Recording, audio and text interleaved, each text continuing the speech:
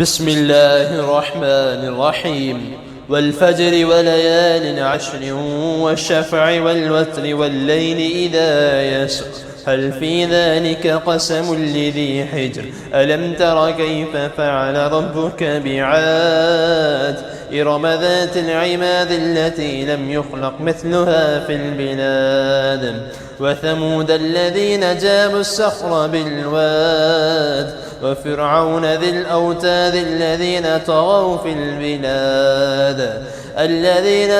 في البلاد فأكثروا فيها الفساد فصب عليهم ربك صوت عذاب إن ربك لبالمرصاد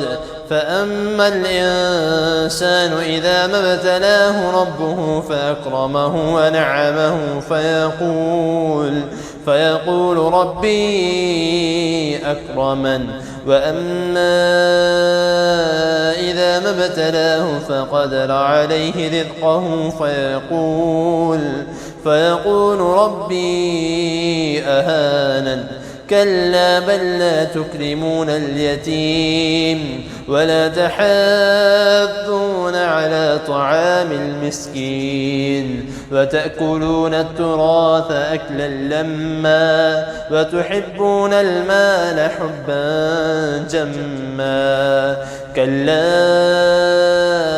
إذا دكت الأرض دكا دكا وجاء ربك والملك صفا صفا وجيء يومئذ بجهنم يومئذ يتذكر الإنسان وأنى له الذكرى يقول يا ليتني قدمت لحياتي فيومئذ لا يعذب عذابه أحد ولا يوثق وثاقه أحد يا أيتها النفس المطمئنة ارجعي إلى ربك راضية مرضية